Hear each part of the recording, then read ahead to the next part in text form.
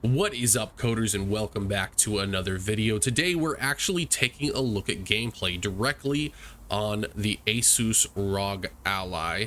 The reason for this video is a little bit different than what we've been covering, which traditionally has been just how does this game perform and what are the best settings for it.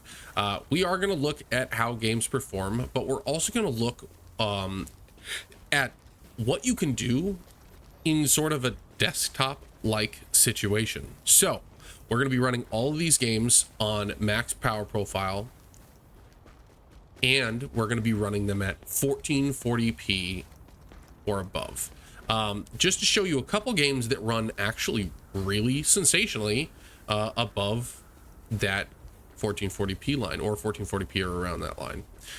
So the first one on our list is actually The Division, which we've recently made a video on, covering all the best settings and power profiles that you can play it at. This game actually scales really well on this hardware, and honestly performs extremely impressively.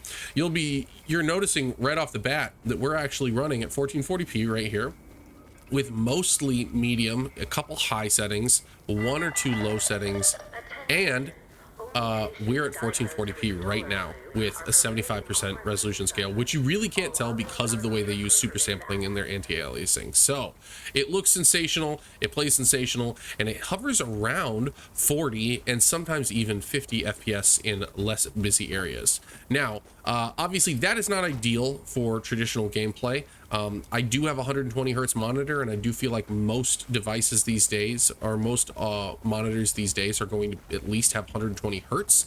And so for that means that in order to get a really stable image inside of that package, we're going to want to lock this to 40 FPS. But I wanted to show you how it ran above that as well. And I gotta say, it looks freaking sensational. This is better than it looked when I first played this game. I'm incredibly impressed with what we're pulling off here. So let's go ahead and put that cap on and go over our settings, which are going to be very similar to the last video that I made, because I'm not going to play too much with the settings that I have. So first off, you can see windowed full screen 2560 by 1440 refresh rate is at 120 hertz. We're on my main monitor. I just used the extend option. I haven't made it the only monitor that displays. You can do that as well, but if you really want to, you can actually stream on this device. We're not going to try that this time. So graphics are custom. I normally turn VSync mode off. I'm just going to keep it on auto. I'm going to do it on auto off because I don't know why it always resets to auto. That actually might improve performance a little bit. I can't remember. Normally it's supposed to, so let's see. It definitely helped with the input latency, so I'd recommend turning that off, although it may introduce screen tearing if you don't have a VRR display, but it seems to be using it right now. Let's go ahead and go back to graphics. We're going to take this custom limit right down to 45 or 40 FPS, and the reason for that is because a 40 FPS goes perfectly into a 120 hertz package, which means that this will feel extremely smooth compared to locking it down to 30 or letting it just be variable unless you have a VRR display. If you have a VRR display and it can go down to 40 FPS for its VRR range, I would just recommend keeping it uncapped. But as you can see, we're at a locked 40 FPS. It's going to display sometimes as 41, but it feels extremely smooth. Yep, pop his tank, let that explosion. You can see we'll have some minor dips below it at times, but nothing gameplay breaking, and that's really the key. But for the most part, and this is all in the open world where it's the most demanding, for the most part in a mission, you're never going to see any of those dips. So as you can see, this is a really stable way to play the game. It looks sensational. I would actually recommend this being a great way to play the game. Remember, this game came out on the Xbox One and ran at 900p at 30 FPS locked. So we're already above that experience and didn't have to do much. Just fuck that guy up. Okay, so that is the first game on the list. Let's go ahead and take a quick pause and we'll switch over to our next one. Okay, and the next game on our list is SpiderMan Remastered on Steam, made by Insomniac. This game is absolutely amazing, and we have a lot of different ways that we can run this in a very pleasing way. So I think that we'll be able to do some pretty impressive things here with how we get this running. So right now we're as you can see, we're sitting at right around 40 FPS to 50 FPS depending on the scene, which is pretty freaking impressive, I gotta say. Okay, what else do we, oh, right here, oh shoot, we got to kick these guys' butts real quick. But as you can see, this is pretty similar to what I run this on when I'm running it at 1080p with dynamic resolution scaling on, which is to say that I haven't had to change much. I just set the resolution to 1440p. Oh god, there's so many guys here.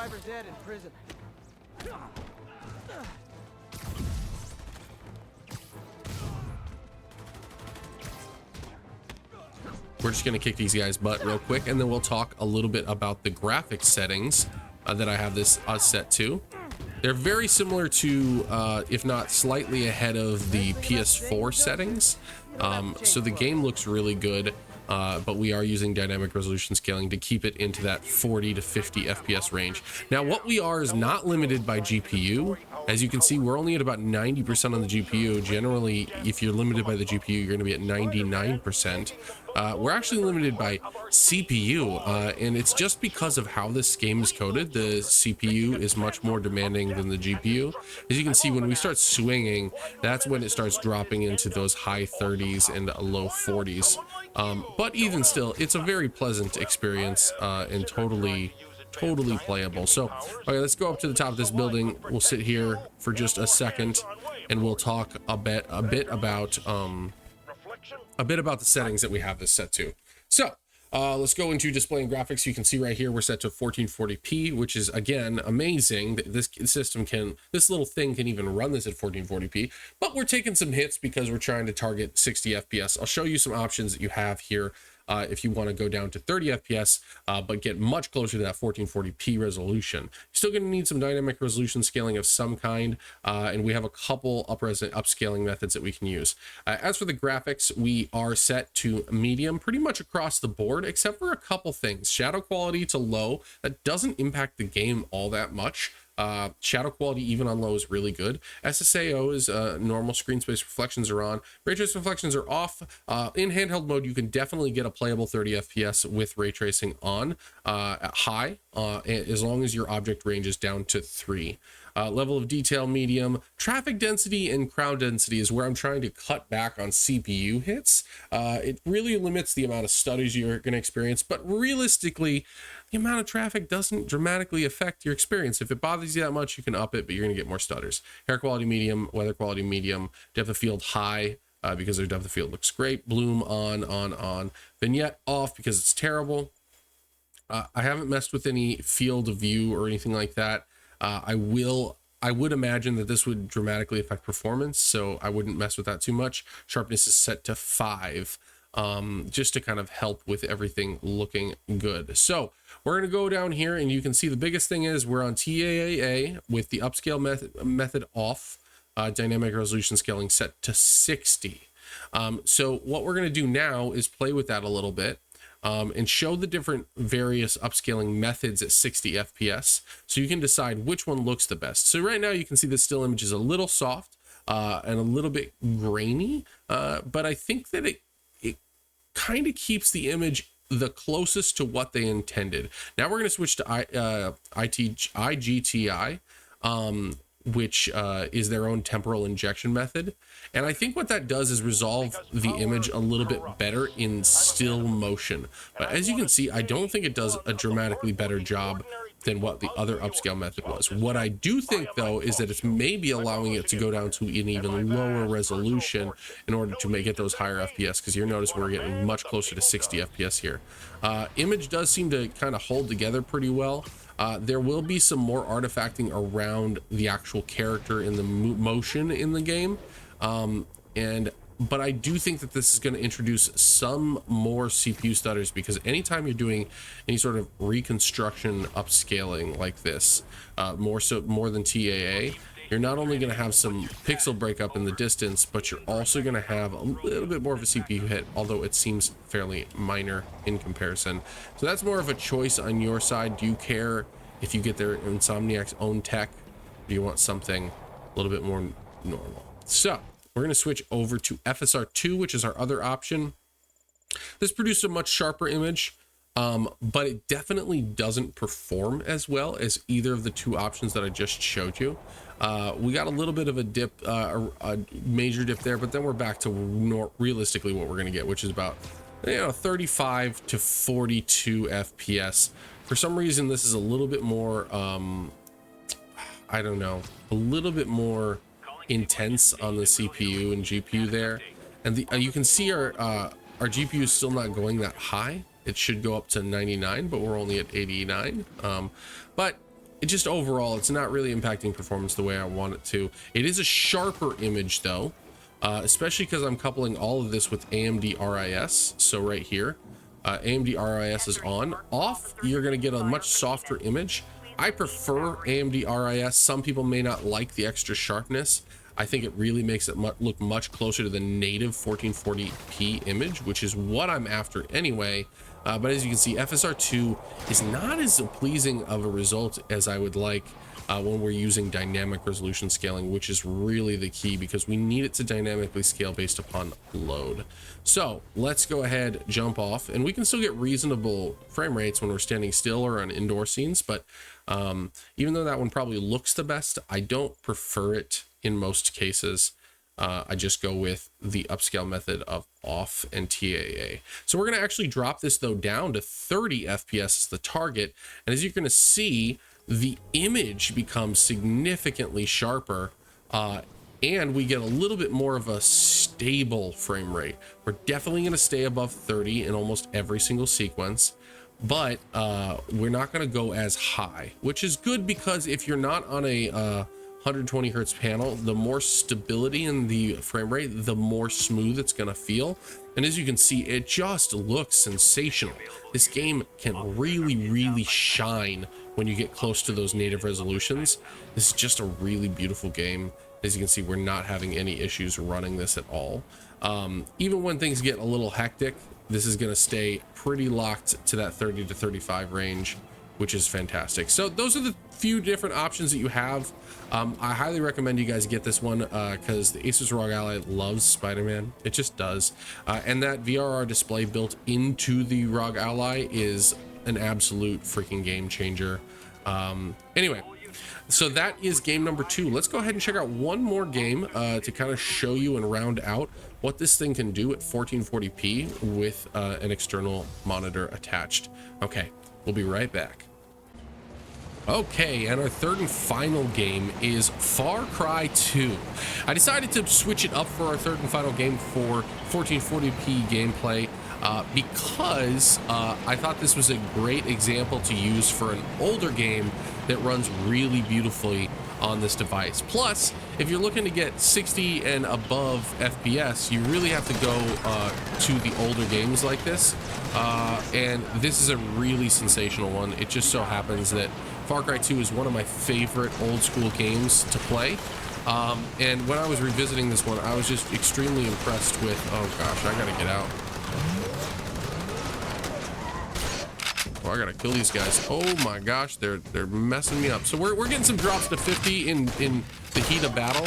But for the most part, this game is gonna stay above 60 FPS.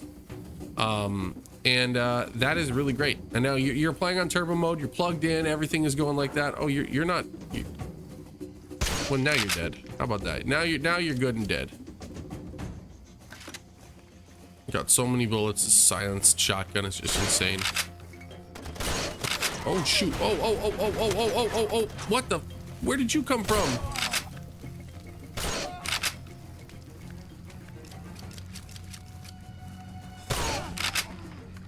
Oh, wrong thing. Trying to heal. Okay, so as you can see, it runs really well. Oh man, the fire propagation is sensational in this game. We're sticking around 60 FPS. This is one of those really technically advanced games for the time, with its advanced fire propagation. It's really good AI for the most part at that time. Big open world. Just loved everything about it. Highly recommend you check it out when you get a chance. And I will show you why this is going to hover around 60 FPS. We do have everything set to 2560 by 1440. Anti-aliasing is at 4x. We probably don't actually need that much, so we'll actually lower it a little bit. The real tree is on very high, the fire is on very high, the physics are on very high. Everything is as high as it possibly can be, except we don't have HDR on. That's it. So just like that. Oh, and the anti-aliasing, that was the key. That was pretty much it. That's all you had to do. Now we're up in the 60s and 70s. So anti-aliasing to 2x instead of 4x. Although I had it at 4x when I was running it on the handheld mode, and it was playing like a dream. This game will run at really low wattages too, so you have a lot of options there. Oh no, I'm kidding. It has some funny effects. Either way though, highly recommend it. It's not hard to run. Let's see if we can go into the jungle area and just get a little bit more of an experience too. So driving down the road. Okay, now we're in the 80 FPS. I can't tell if it was just the anti-aliasing that did such a big difference or what, but you can see we're not even maxing out the GPU. We're not close to maxing out the CPU. We have a lot of overhead that we could tap into if we needed to. This should give us a very good experience, but this is just a great game to go back and experience. The other one that would probably run very similarly would be Far Cry 3, a little bit more advanced graphics, so you may have to lower some settings to get it running at 1440p native, but probably not too much. This game and that game both are optimized quite well. As you can see, that was really all we needed to do to keep it above 60 FPS, and now we're running at even 60 plus FPS on a consistent basis in the most demanding areas to go through. So very impressive. It's like what who is traveling on that red dot? Oh my gosh, I need to go see what this is. Let's go crash them. Stir up some mayhem. Grenade. Whoa, where are you? Oh, and now you're dead. As you can see, it works extremely well. Where did you come from? You're not allowed to be here. You're dead too. Okay, so hopefully you had a good time taking a look at this game. I hope you enjoyed our deep dive into 3 different games that you can play at really great frame rates at 1440p. You could probably even push some of these games even above 1440p if you wanted at times, but either way, this has been a great experience. I hope you guys get a chance to get your hands on an Asus ROG Ally. It really is an amazing piece of tech with a really powerful APU inside. So if you like what you've seen from the channel, make sure to stick it here, like the video, subscribe to the channel, hit that bell for notifications, and as always, stay classy, coders.